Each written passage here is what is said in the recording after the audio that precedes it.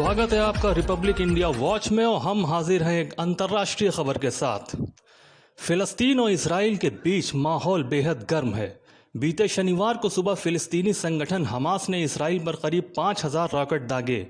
इस हमलों के बाद चारों तरफ तबाही का मंजर है। इसराइली सेना भी हमले का जवाब दे रही। ये जंग आज की नहीं बल्कि दौर कदीम से चली आ रही। आज सभी आपको जंग की सूरत हाल बताएंगे, लेकिन हम बताएंगे कि यह जंग कब से और क्यों हो रही। क्या यह ज़मीनी जंग है, मजहबी जंग है या बैतुल मुक़द्दस यानी मस्जिद अक्सा की जंग है। हम आपको ये सब बताने और समझाने के लिए एक छोटी सी मिसाल देंगे। मिसाल कुछ ऐसी है कि अगर आपके ज़ाती घर पर कोई शख्स आए और किराए पर कमरा लेना चाहे तो आप उसको कमरा दे देंगे, लेकिन तब तक के लिए जब तक उसकी ज़रूरत पूरी ना हो जाए या फिर वो शख्स खुद अपना आशियाना कहीं बना ना ले। लेकिन फिर वो किराएदार घर छोड़कर जाने के बजाय अपनी ताकत दिखाकर आपको आपके ही घर से बेघर कर दे और उस मकान पर कब्ज़ा कर ले, तो आप क्या करेंगे? आप अपनी मिल्कियत पाने के लिए क्या उससे संघर्ष नहीं करेंगे? इसमें गलत कौन है, किराएदार या मकान मालिक? बस यही वजह रही यहूदियों और मुसलमानों के बीच यानी इसराइली और फ़िलिस्तीनियों के बीच। यहूदी जो एक आज़ाद यहूदी राज्य बनाना चाहते थे, इसके चलते दुनिया भर के यहूदी फ़िलिस्तीन आने लगे और ब्रिटेन ने यहूदियों का पूरा साथ दिया। इसके साथ ही फ़िलिस्तीन को यहूदियों की मातृभूमि बनाने में मदद भी करने लगा। लेकिन दूसरे विश्व युद्ध में ब्रिटेन काफ़ी कमज़ोर पड़ गया, जिससे फ़िलिस्तीन आने वाले यहूदियों को मदद मिलना कम हो गई। उसके बाद मामला 1945 में बने यूनाइटेड नेशन के पास चला गया और धीरे धीरे यहूदी इस तरह फ़िलिस्तीन की ज़मीन पर कब्ज़ा करने लगे कि कुछ वक्त बाद उन्होंने वहाँ रह रहे फ़िलिस्तीनियों से उनकी ज़मीनें छीनकर उन्हें भगाना शुरू कर दिया और यहीं से शुरू होता है विवाद। अब आ जाते हैं वर्तमान में।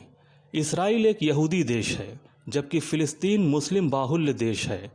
हमास फ़िलिस्तीनी संगठन है। ये जंग इसराइल की स्थापना से पहले से ही जारी है। फ़िलिस्तीन और कई मुस्लिम देश इसराइल को यहूदी राज्य के रूप में मानने से इनकार करते हैं। वहीं इसराइल और फ़िलिस्तीन दोनों ही देश यरूशलेम को अपनी राजधानी मानते हैं। इन दोनों देशों के बीच सदियों से गाज़ा और यरूशलेम पर कब्ज़े की लड़ाई जारी है। भले ही दुश्मनी की तलवारें नबियों के दौर से ही शुरू हो गई हों, लेकिन असली विवाद तब शुरू हुआ जब खिलाफत उस्मानिया का खात्मा हो रहा था। यरूशलेम इसराइलियों और फ़िलिस्तीनियों का पवित्र शहर है। यरूशलेम इसराइल अरब तनाव में सबसे विवादित मुद्दा भी रहा है। यह शहर इस्लाम, यहूदी और ईसाई धर्मों में बेहद ख़ास मकाम रखता है। पैगंबर इब्राहिम को अपने इतिहास से जोड़ने वाले ये तीनों ही धर्म यरूशलेम को अपना पवित्र स्थान मानते हैं। यही वजह है कि सदियों से मुसलमानों, यहूदियों और ईसाइयों के दिल में इस शहर का नाम बसता रहा है। 14 मई 1948 को संयुक्त राष्ट्र और दुनिया की नज़र में पहली बार इसराइल का जन्म हुआ। इसी दिन इतिहास की पहली अरब और इसराइल की लड़ाई भी शुरू हो गई। ये लड़ाई करीब एक साल बाद 1949 को ख़त्म हो गई। इसमें इसराइल की जीत हुई थी और करीब 7.5 लाख फ़िलिस्तीनियों को अपना इलाका छोड़कर जाना पड़ा, जबकि इन्हीं फ़िलिस्तीनियों ने यहूदियों को अपने मुल्क में पनाह दी थी। अंत में ब्रिटिश राज वाला ये पूरा हिस्सा 3 भागों में बंट गया, जिसे इसराइल, वेस्ट बैंक और गाज़ा पट्टी का नाम दिया गया। इसराइल के यरूशलेम को इस्लाम, यहूदी और ईसाई तीनों धर्म में पवित्र जगह माना जाता है। यहाँ स्थित अल अक्सा मस्जिद को मक्का मदीना के बाद इस्लाम में तीसरा सबसे पवित्र स्थान माना जाता है, तो वहीं यहूदी भी इसे सबसे पवित्र स्थान मानते हैं। 35 एकड़ परिसर में बनी मस्जिद अल अक्सा को मुस्लिम अल हरम अल शरीफ भी कहते हैं। यहूदी इसे टेम्पल टाउन कहते हैं।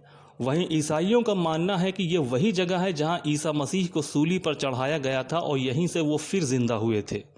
यहूदियों के लिए सबसे पवित्र स्थल डोम ऑफ द रॉक इसी जगह पर स्थित है, लेकिन पैगंबर मोहम्मद साहब से जुड़े होने के कारण डोम ऑफ द रॉक में मुसलमानों का यकीन भी है, क्योंकि मस्जिद अल अक्सा में ही सरवर कायनात पैगंबर मोहम्मद साहब ने सभी नबियों को नमाज पढ़ाई और इमामत भी की थी। हमास एक फ़िलिस्तीनी समूह है जिसकी स्थापना 1987 में पहले फ़िलिस्तीनी विद्रोह के दौरान हुई थी। इसका मकसद फ़िलिस्तीन में इस्लामिक राज्य स्थापित करना है। इस समूह की स्थापना शेख अहमद यासीन ने की थी। हमास को ईरान का समर्थन प्राप्त है। हमास की विचारधारा मुस्लिम ब्रदरहुड की है। भले ही इसराइल के प्रधानमंत्री ये कह रहे हों कि हम युद्ध में हैं और हमास को अंजाम भुगतना पड़ेगा, लेकिन हमास को तो ज़रा सा भी फ़र्क नहीं पड़ता, क्योंकि हमास इसराइल को देश के तौर पर देखता ही नहीं है। जबकि इसराइल और अमेरिका हमास को एक चरमपंथी संगठन मानते हैं। हमास को सिर्फ इसराइल ही नहीं बल्कि अमेरिका, यूरोपीय संघ, कनाडा, मिस्र और जापान भी आतंकवादी संगठन मानते हैं। लेकिन दूसरी तरफ चीन, मिस्र, ईरान, नॉर्वे, कतर, ब्राज़ील, रूस, तुर्की और सीरिया इसे आतंकी संगठन नहीं मानते। इसराइल ने अपने सभी सीमाओं को मजबूत बना रखा है। ज़मीनी सीमाओं पर उसके जवान पहरा देते हैं तो हवाई सीमा की सुरक्षा आयरन डोम करती है। लेकिन इस बार इसराइल के आयरन डोम की काट करते हुए हमास ने सिर्फ 20 मिनट में 5000 से ज़्यादा रॉकेट दाग दिए। ये रॉकेट भी छोटी दूरी के थे, इसलिए जब तक सिस्टम इनका अंदाज़ा लगाकर जवाबी हमले करता तब तक बहुत देर हो चुकी थी। आइए आपको ताज़ा स्थिति से अवगत कराते हैं। संयुक्त राष्ट्र का कहना है कि इसराइल पर आतंकवादी समूह के हमले के बाद इस्राएली सेना और हमास के बीच लड़ाई के परिणाम स्वरूप विस्थापित गाज़ावासियों की संख्या 1,23,000 से हो गई है, यानी इतने लोग वहां से चले गए हैं। इस्राएली डिफेंस फोर्सेस ने सोमवार को जानकारी देते हुए कहा कि हमास द्वारा इसराइल पर बड़े पैमाने पर हमला शुरू करने के बाद से 700 से अधिक इसराइली मारे गए हैं। साथ ही उन्होंने ये भी कहा कि हमले में 2150 इसराइली घायल हुए हैं। हमास के इस हमले का इसराइली सेना ने जवाब देते हुए हमला किया, जिसमें 450 से अधिक फिलिस्तीनियों की मौत हो चुकी है। हमास ने अन्य इस्लामिक देशों और संगठनों से इस युद्ध में साथ देने की मांग की है। लेबनान के हिजबुल्लाह ने भी इसराइल पर हमले किए हैं। बता दें कि हमास के इस हमले में इसराइल के अलावा अन्य देशों के नागरिकों को भी नुकसान पहुंचा है। नेपाल सरकार ने अपने देश के 10 छात्रों की मौत की पुष्टि की है।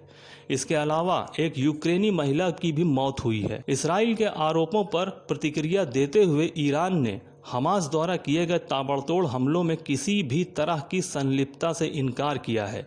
संयुक्त राष्ट्र में ईरान के मिशन ने बताया कि हम दृढ़तापूर्वक फ़िलिस्तीन के समर्थन में खड़े हैं, हम फ़िलिस्तीन के साथ हैं, लेकिन फ़िलिस्तीन के एक्शन में शामिल नहीं हैं, क्योंकि ये पूरी तरह से फ़िलिस्तीन का ही फैसला है। इस जंग से दुनिया 2 हिस्सों में बंट गई है। कुछ मुल्क फ़िलिस्तीन के साथ हैं तो कुछ इजराइल के साथ। इस तरह की तमाम अपडेट्स के लिए बने रहिए रिपब्लिक इंडिया वॉच पर और हमें लाइक, शेयर और सब्सक्राइब करना न भूलें। जय हिंद।